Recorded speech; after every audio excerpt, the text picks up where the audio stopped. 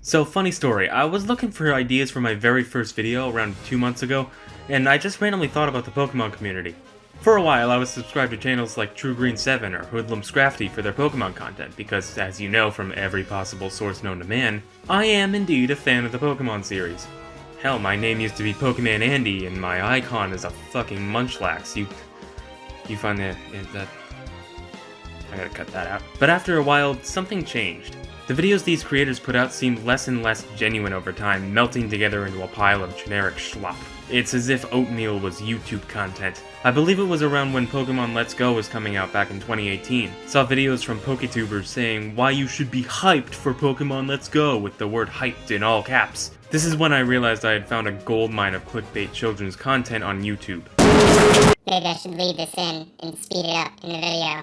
Not explain it. Anyway, I need to preface this video with something super important. You absolutely are allowed to enjoy Pokemon in any way you want. I like Pokemon too. I'm not here to tell you the series you like sucks by criticizing people who say it doesn't. I just firmly believe the series isn't without immense flaws, just like pretty much anything else in entertainment. But I also need to tell you that you don't have to fit into one category or the other in terms of being a fan of the series, assuming you are one. I personally don't believe I fit into either of these extremes, though I'm not exactly one to say that for myself. Remember, these are extremes, not the only two classifications. The two sides of the Pokemon fanbase that I've experienced seem to butt heads very often. I said butt. Both of them have very different views that very obviously conflict with each other. The first and most prominent side of the fanbase in media is the side that praises Game Freak as a new god and doesn't accept any criticism from other fans. I've seen a lot of this, especially from a YouTuber called Raizo in his video titled Why the Pokemon Fanbase is Toxic. Ironic. In this video, he just fucking... wow, it's a piece of work to say the least. The common excuse for Pokemon games being, bad, is that, oh well, Game Freak is immune to criticism because they work hard on their games. And while I'm sure they do, I'm also sure Insomniac worked hard on Spider-Man, Valve worked hard on Portal 2, Nintendo worked hard on Mario Odyssey. Working hard is only the first step in making a good fucking video game. You can work your ass off making a game you're satisfied with, and it could still come out a steaming pile of shit. In Arizo's video, he uses multiple examples of people being perfectly civil with their points and presenting them as criticisms, not as insults. But the second you say something bad about a franchise people like, you're now saying something bad about the people who like it, whether you meant to or not. It's not your job to decide what you meant, it's the job of the Twitter user who follows you and the annoying orange.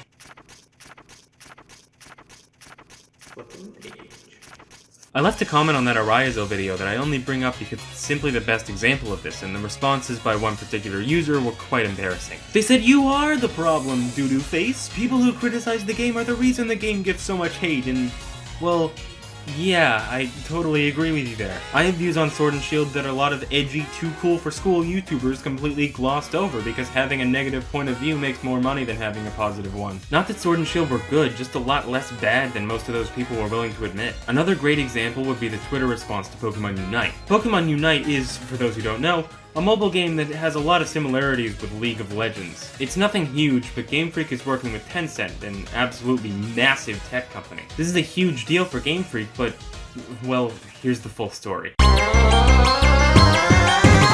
On June 24th, 2020, Game Freak hosted their own Nintendo Direct-like presentation called Pokemon Presents, in which they revealed some new Pokemon junk, like new Pokemon Snap from the fucking toothbrush game. But at the end of the presentation, they said they would be announcing a huge project the following week, leading many fans to attempt to guess what would come of it. Was it Diamond and Pearl remix? Was it Let's Go Johto?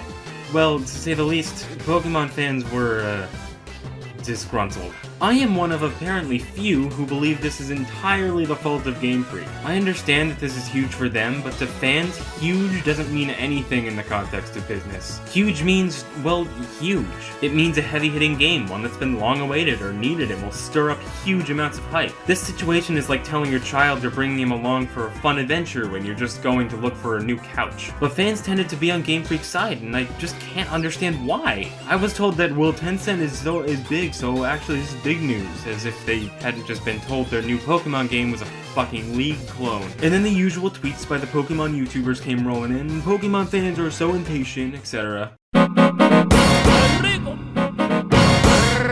Now, there are the fans who are never satisfied. The why isn't this gold type of people. The cynical fartheads who gave Pokemon Sword and Shield a 2 out of 10. The people lamenting the good old days of Generation 1 where they had tetanus as a Pokemon and that could describe like 30 of them. The people who still think Gen 5 sucks because Garbodor still exists. There's always something to live up to these people. Everything has to be better than the last one. Like, okay, I get where you're coming from, but just because How to Train Your Dragon 3 wasn't as good as 2 doesn't make it a bad movie. It just makes it the 3rd movie in a series. I tend to find myself over on this side though, for the most part. I'll be making a harshly critical video on Sword and Shield in the near future, including the Isle of Armor and the Crown Tundra and all that, but I really only do this because I actually love the game. And don't tell anyone I said that. But going around saying Sun and Moon suck dick because I don't like the way Crabominable has hair, or every Gen 7 Pokemon is trash because I can't fucking find Drampa. I just flat out didn't finish that sentence, but just assume that it's bad. I'm gonna leave this in. Here's me turning the page. This'll make it in too.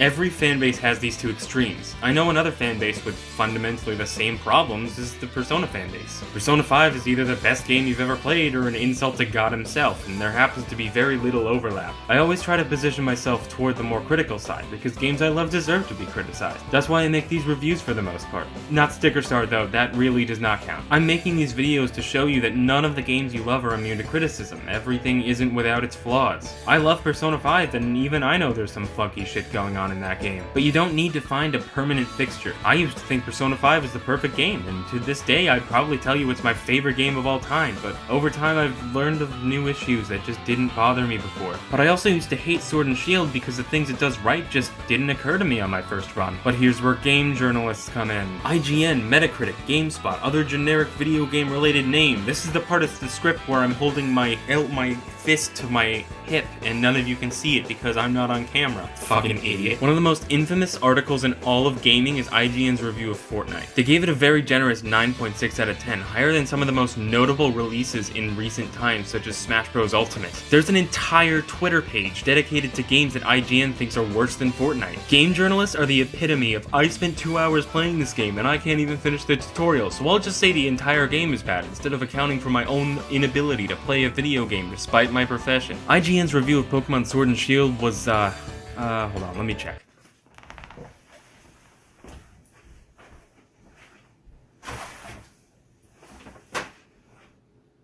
Holy shit! Some of the things they cite are that the games had a lot of quality of life enhancements and charming new gameplay gimmicks, but they failed to go any deeper. Let me just take a moment to definitively say that Sword and Shield have major problems that IGN refuses to go into because they know nothing about game design and figured that since it's a new Pokemon game it must be good, and slapped an inappropriate score on, not knowing any better. So I encourage you to go deeper. The games you love to play have flaws, and it's okay to examine them and learn from them. If the developers never get any negative feedback, their games won't get any better. My problems with Persona 5 wouldn't be fixed if I never expressed them or if no one else ever expressed them. The Sonic movie would still look like a disease if no one spoke up. I don't ask you to ruin games for yourself or ignore the good in the games you play. I just ask that you understand the issues and become open to conversations about whether the good outweighs the bad or not. Game developers are not perfect, artists are not perfect, humans are not perfect, but they're not completely ignorant either. So just...